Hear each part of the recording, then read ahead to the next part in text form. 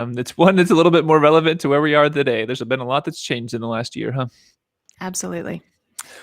Well, welcome. Glad that y'all are here on this Monday morning. Thanks for joining us for the podcast today. Yes, it's good to see you, Phil. Absolutely. We are in our Lent series, and if you did not get a chance to worship with us yesterday, you are encouraged to do that. Just maybe take some time. You don't even have to watch it all at once. You can do it in little spurts throughout your week. But you can find that on our YouTube channel and on our Facebook page. So make sure you catch up. We were on week 3 of Lent. I feel like we've been in Lent for like 6 months. Yeah, it's been a very Lenten journey throughout this whole pandemic. That's a good way to put it. Yeah, You should I've seen a lot of people say expound like on that. there has been Lent historically was 40 days for people to prepare in the church to be baptized, and along with that, there was a confessing of sins. There was a stripping down of whatever didn't serve you. There was a healing of wounds in families and communities, and there were times of like deprivation, fasting, purposefully kind of looking for these ways to refocus and recenter yourself. And I feel like we have had Lent inflicted upon us as a globe. I've seen a lot of people say like, I'm not giving up anything for Lent because I've given up so much already. And honestly, I'm there too, right? I think a lot of us are just kind of taxed and we don't want to give up chocolate or Facebook because that's our lifeline right now. Which I also think is why we, as a staff and as a congregation, decided to engage in adding practices. Yeah, right? active and like tactile practices, right? And that's especially Phil, the two that we've chosen to highlight, right? Is this book club, but it's not a book club that's just one more thing to do. It's a daily meditation. Yeah, you have your little book right there, 24 hours to change the world. Each meditation takes what? 2 minutes to read, maybe? It's not very long at all.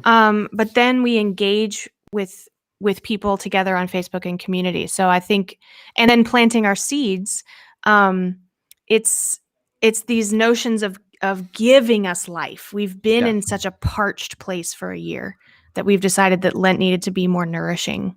Yeah, that's a really good way to put it. Yep. Yeah. And let us like continue to see, like keep tending to the soil so that when we hit Easter, we can celebrate, that from death comes new life, and that we'll be able to see things like, I know somebody already posted that from their Lenten landscape, right? # Lenten landscape. Yes. You can see a sprout coming up already, right? And there's a little bit of hope in the midst of we were commenting earlier as we were like reviewing this week's worship that these couple of weeks here in the middle of Lent are just, the texts are rough. They're tough. Mitchell's sermon was a little dark for a lot of the time. There's a lot of heaviness to this series, that the last 24 hours of Jesus' life, no one expected it to be like going into the series. And it's like, hey, this is going to be a really happy-go-lucky series. But here we are in week 3, and it still feels real heavy. So it does. I always try to think directionally as far as where the energy is going. And for example, in Advent, you can think very simply as the direction of Advent going like this, like right up. You start with this waiting and you get closer and closer to Christmas and you get more excited. And to me, Lent is much more of a roller coaster because you start with Transfiguration Sunday. That's the last Sunday before we start Lent. We're on this high, this literal mountaintop. And then we kind of go diving down into whatever the stories are for Lent. If we decide to focus on Jesus's parables or the last 24 hours of Jesus's life, we've also focused on things like fear, doubt, things like that. So you kind of go down in this valley. Then you have another little mountaintop that's maybe not quite as high on Palm Sunday, where people are waving branches and children are running around. And then you go way down in the valley for Holy Week. So it's just, it feels very much like a roller coaster sometimes. Sure. Yeah. With the hope that we can then bring it back to the point at the top point at Easter. Absolutely. Yeah.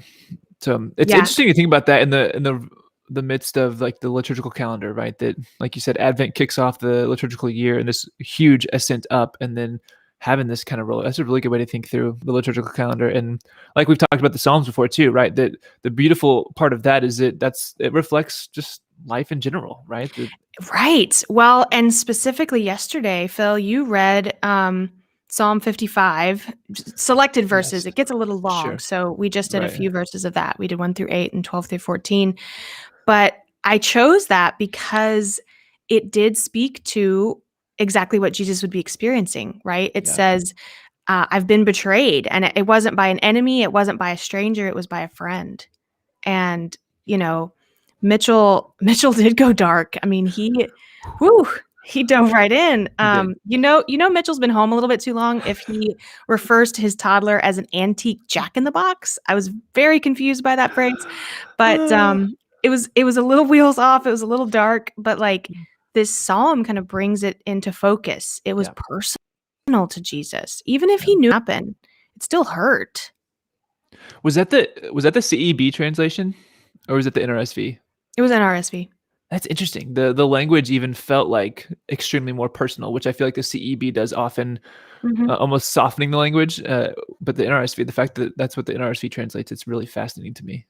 Yeah. This idea of like my friend and my companion, and Mhm. but yeah, there's a little bit of redemption even at the end of the psalm, Yeah. which Mitchell's sermon kind of reflected that too. There's a little bit of redemption, and the lament psalms give us that. Typically, some of them just go dark the whole time, but in most of the lament psalms, which I talked about last week, is that if you want to understand the Christology of Mark, you have to understand lament psalms, and the idea being that like there is a kind of a dark place that you go to, but there's still this redemption piece that comes out of it. There's still this ascension back up, right? We're going back up on the roller coaster. So it's neat that it all ended up working together that way.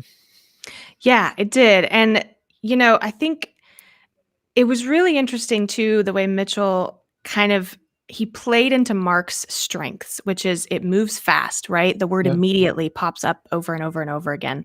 But then he also named like this is kind of bad storytelling in a way, because you get the beginning of the story, you get the end of the story at the beginning. It's like, and Judas, who was the one who betrayed him? Like, not even going to hide that. That'd be like, you start a conversation, you're like, by the way, Rosebud was a sled, right? Like, it's the biggest spoiler ever. Sure.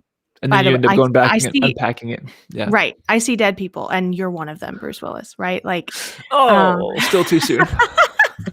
so I just think that's interesting that we get this immediacy, this kind of like breathless storytelling, but still there's no secret. It's like if you rewatch a good movie, the twist ending, but hashtag ruining movies. Yeah. Sorry, not sorry. If you haven't seen that movie yet, the Sixth Sense, then catch up. I feel like spoilers when they're 30 years old don't need to be warned about, but it's not 30 years, is it? There's no sure way. It is. What year was Sixth Sense put out? Dexter will pull it up for sure. Yeah. Anyways, what was I saying? The way it's that storytelling. Yeah. So even 22 years. 1999. Wow. Even when you know what's coming, it still is like this, gut-wrenching thing. And so just kind of going into the humanity of Jesus, and like his friend betrayed him. He had this like violent mob coming at him. What in the world must he have been thinking? Must he have been feeling?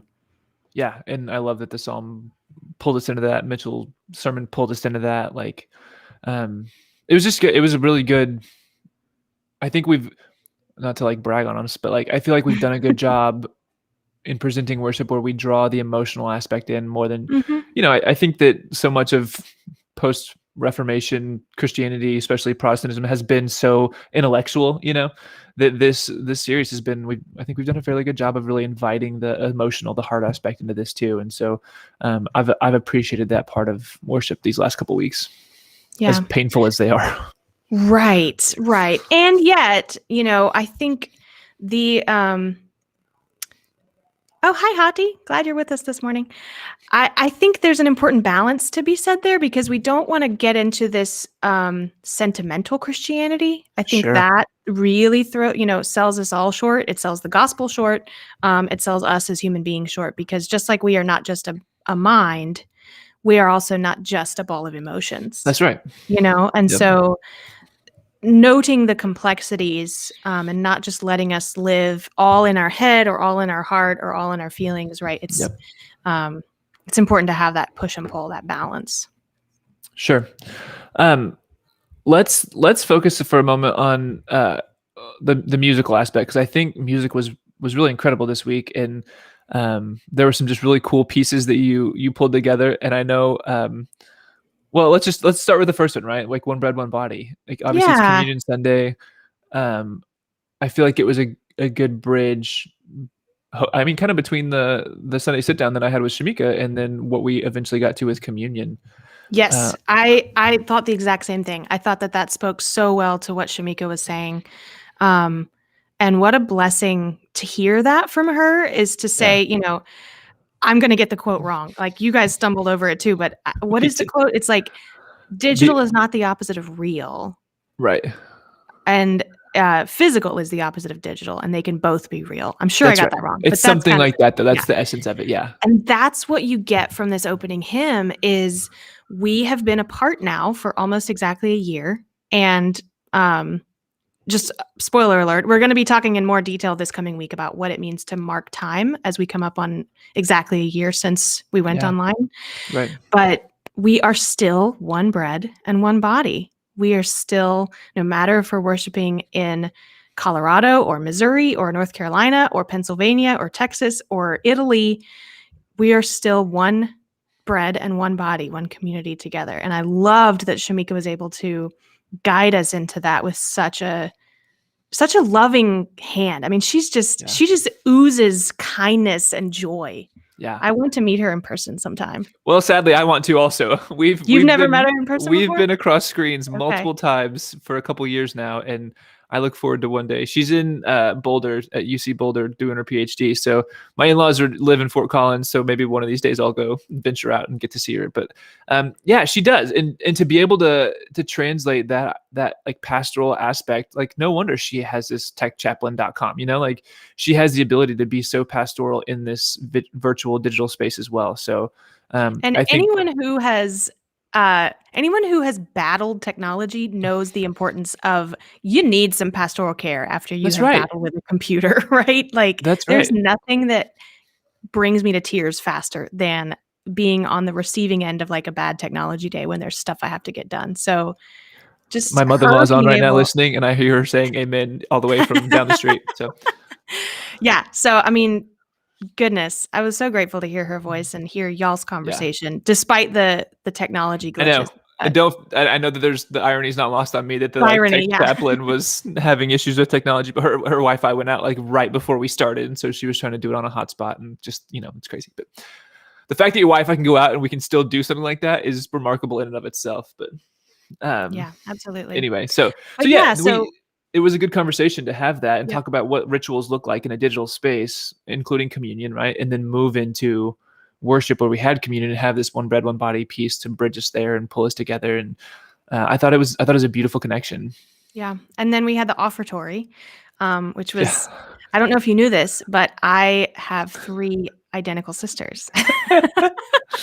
um, it was a little bit like looking at a kaleidoscope. It was a little Yep. bit like wild to see 4 of me on the same screen. And I don't like to do that. I told you and Dexter, I never want it to feel like a Rebecca show. Sure. And so I want if we had there was just a lot of different factors, but I really felt like it was important to put this song out for our people, called When Jesus Wept. Mhm.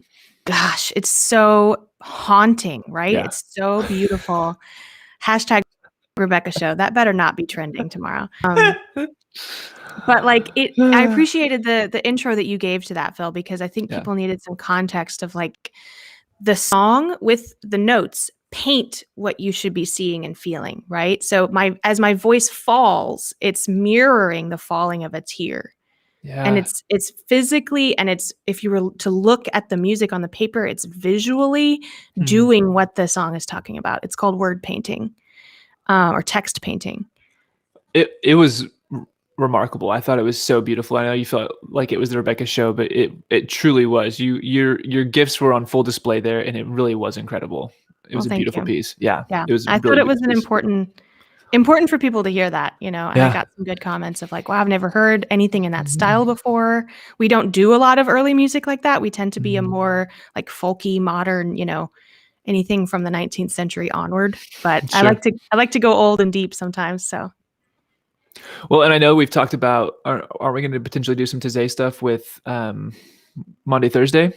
We are, yes. So that'll We're be a hoping good, to have, we're hoping to have a small, very small group of musicians, socially distanced, to yeah. record Tizay.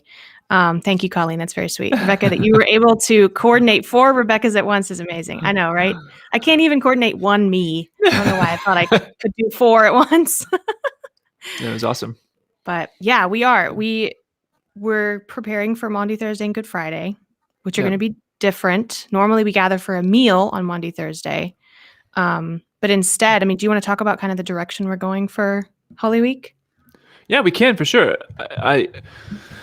We kicked around a lot, and I've even been on conversations with like other pastors and stuff from around the country, trying to figure out how to do Holy Week in a way that's meaningful and relevant in digital spaces like this. And I really like where we're headed, where we're going to do kind of a contemplative space together um, on Monday, Thursday, where you'll have this Tizay piece to it. And if you've never heard of Tizay, can we post a link maybe? Can we get a link to some Tizay worship stuff or something, just so Sure. people Yeah. have an idea of what to look for? It's beautiful, and it's typically very contemplative in nature as well. So we'll have that. Mitchell will preach on Monday, Thursday as well, and having the folk band do that, I think is going to be really cool. And then we'll turn into Good Friday, and these are all going to be different, right? You're going to be invited to on Good Friday have some participatory aspects to what we do to help process and deal with a lot of the grief that we felt as a collective community and as a nation and as a world, and just try to really lean into the fact that the pain and suffering and the grief that's associated with Holy Week is what, like you said, it's been an extended Lent, right? Like this has been something we've been in for a year now. And so I'm excited that we'll have this kind of contemplative piece on Monday, Thursday, as well as a sermon from Mitchell, but then also we'll have the participatory on Good Friday too. Mm-hmm. Yeah, I think that'll be really important. There was something else that you said you were going to bring up, and now I'm trying to remember what it was. Oh, we were going to talk about Judas. Oh, yes. Good gracious. What a conflicted, tragic character. For real. I almost got defensive of Judas when Mitchell was preaching. And that's partially because some of the work that we've done in Bible study on Wednesday mornings has been wrestling through the aspect of Judas. And, it's not hard to scapegoat Judas in the midst of this, right? Like to really put a lot of blame on Judas and how could you? And he's the worst and the most terrible character. And I really love Jesus Christ Superstar because in that musical, you actually have a heart for Judas a little bit and you can resonate with Judas. There's a lot that history has done with Judas. And for whatever reason, we often just get stuck with let's blame everything on him. And he's like the worst character, there's actually a Gospel of Judas that was translated, actually, I think about 20 years ago or so now, 15 or 20 years ago, that you can actually read. And I don't have to go real in depth on it, but really Judas actually ends up being kind of this idea of if Judas hadn't done what he did, then we wouldn't have the story play out the way it did, and you would never have the results that we do. So actually elevates Judas as this character of having to be the fall man, basically, which is, again, just another perspective. Is that really the reality? Is that the truth? I don't know. The fact that this gospel exists and there were communities that were discussing this role of Judas in that way should tell us a lot about what people were wrestling with, 1,000, 1,500 years ago. I think it's a 4th century text, if I remember right. But alternatively, I think the other thing to look at with Judas is kind of what Mitchell then got to, is this aspect of if we don't ask the question of why was he willing to sell out Jesus, then I think we're selling ourselves short on getting the full grasp of what's taking place here. Because was it money? I mean, maybe, Probably not. Probably not, right? Like it's almost like this, you get this feeling that Judas wanted so much more, right? Like Judas wanted Jesus to, like, maybe even like, if I set this up where they come to arrest Jesus, that will be the spark that we need to really ignite this revolt, right? Like, this revolution. And Adam Hamilton, I mean, so in our 40 days of reflection, Adam Hamilton touches on this, is to say, if Judas aligned himself more with zealots, was this kind of a last ditch effort? Was this actually a desperate plea for Jesus to say, I'm gonna push you over the edge because I want you to be my savior? because I want you to stand up to the, like, what's going to be enough to finally push you over the edge. And that just makes it even more heartbreaking for me. That I have to wonder, I'm sure that there were a lot of looks exchanged between Jesus and Judas. Oh, And I'm sure. I hope that Jesus was able to show Judas love even in that moment, because I can just imagine how angry and hurt and hopeless he was. And yeah, like you said, the irony that scapegoating has gotten us into so much trouble, but yet we so easily do that with Judas. We do that with Thomas Mhm. too. Like we Absolutely. call Thomas doubting Doubting Thomas, Thomas. Yeah. Judas the betrayer, right? And Yeah. these titles that they feel like they can't get away from. But it's just what a haunting character. I know we don't have to dwell on this for a really long time, but there's a lot to do with this too in the realm of. Oh, I just totally lost my thought. In the realm of. Oh, here we go. Uh, if you read through this Mark text, especially in the garden here, Jesus's struggle almost being that of Judas's as well, right? Not my will, but yours be done, right? If it really is this idea of wanting to spark this, big revolution, then it's almost a direct quote or a direct statement to Judas of, I know this is what you want, but this is the overall purpose. And we've seen revolutions rise up and fail before, right? And you may want this to be the Maccabean revolt, but like, if ultimately like that was somewhat successful, but still Rome is in power now. And if we go that route, we'll continue in the same cycle of violence that we've seen over and over again. And sadly, here we are 2,000 years later, continuing in the same cycle of violence, right? Like the thing that's so provocative of Jesus's response of submitting to violence is it almost gives you this sense of, if you meet violence with violence, you'll continue to have this redemptive, or this not redemptive, this repetitive violence that takes place over and over again. Whereas the way of Jesus really says, no, we don't meet violence with violence. We meet violence with submission to the will of God, which, what do you do with that whenever you're a nation state in the largest empire in the world, right? Like that's a really Sure. complicated thing to wrestle with as Christians living in this empire. So, Right. um, And Jesus himself contradicts that too, because what do you do then when you read statements from Jesus like, I did not come to bring peace, but a sword. I yeah, did not come to bring harmony, but I came to divide families, 2 against 3 and 3 against 2, right? So yeah. I think if we, Luke offers some really challenging texts that have a lot of unpacking yeah, to do with that for yeah. sure. If we, I mean, we've said this before, both in this podcast and in worship, if we understand Jesus, it's not Jesus, Right. right? If we understand God, it's not God. That's right. And so I think the wrestling is the point. That's right. And I think some of the most holy work we can ever do is Mhm. to continue to wrestle to try to understand. And this idea that you never will understand doesn't mean just give up, right? It means that you at some point have to make friends with unknowing, which is really challenging, right? Make friends with doubt, and then recognize that friend has something to really offer you in the midst of the challenge and the struggle. Yeah. I think so one of the ancient Latin texts that's been set to music hundreds of times is O Magnum Mysterium, a magnificent mystery, right? It's not a Mhm. mystery that we're tasked with solving. It's a Right. mystery that we're invited into. Oof. Yeah. Um that's powerful That is powerful. because I personally, at least, I'll just speak for myself. I like to solve things. I like to have the right answer and know that I am correct, and then I can move forward. Check, Totally. done. And that's just not how these stories work. Yeah. It's the same, I think, over the Trinity. You can wrestle and argue and spill a whole bunch of ink about the Trinity all day long and ultimately still have no clear, concise understanding of it. Or you can talk about the Trinity as perichoresis, this divine dance, and recognize that you are invited into the dance as well. And that, to me, I'm like, yeah, I can get down on that. 3-in-1, I don't know how that works, but a divine dance, I'm in, right? Like this makes a lot of Totally. sense to me. So Totally. Well, so the last piece of worship that we kind of haven't really touched on is completely different, and thankfully it brings us back out of the depths a little bit. yeah. Was when Victoria turned into an episode of Blue's Clues. Like it was the children's time was so delightful. It was. Um It was with the little fantastic. animation, the words beside her. I just thought that was very, very cool. And the way that we say this a lot, but it's worth repeating.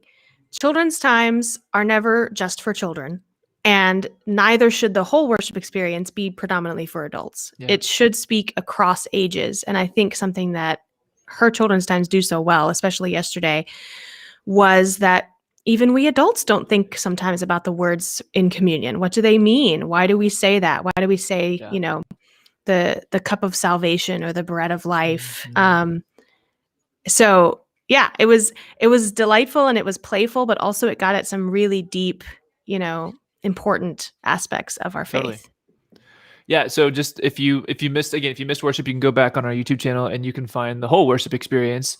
Um, I'm also on my to-do list this week is I'm going to start pulling out the children's time as well, and put a playlist on our YouTube channel so you can just go and find just the children's time. So if you don't have to go scrolling through and searching through the whole worship experience. So if you've never done that, if you've never gone to our YouTube channel, we break out like the Sunday sit down, we break out the sermons. So we'll have the children's time as well. So you can go check all that out. Yeah.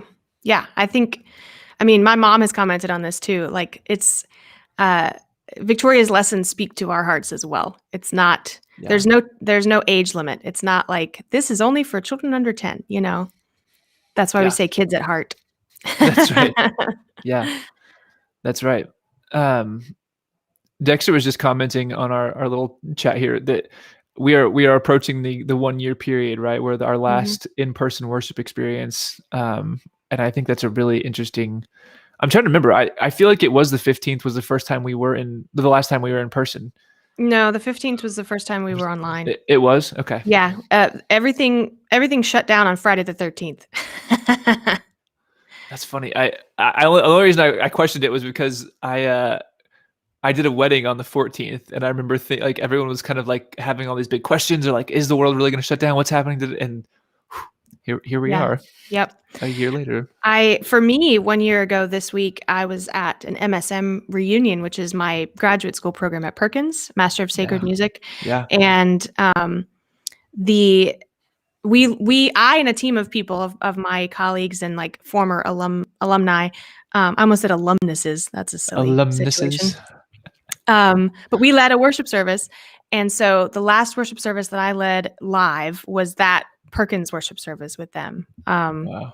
So yeah, it was wild to think about. It's the There's last time I hugged a human that was not in my family. Right. Gosh. There's a lot to reflect on. Yeah. Over this past year. So I know we're gonna do some of that in worship next week too. So let that be a little teaser to come and check out worship next week, just so we need to have that space, right? We need to have the opportunity to process all that's gone down. And I mean, not all of it, right? There's no way to do all of it, but at least have a space to engage in that processing. Yep. Becky, that is a great word. Becky says, I had a moment last week as I was preparing Easter candy bags for the second time. I know. We're approaching, like, I've already done this before. Yeah. We're approaching the familiarity, which is almost as stressful as the familiarity. Right. It really is. I saw a meme that said March 2021, exactly like March 2020, except now we have toilet paper. Fair. Good assessment.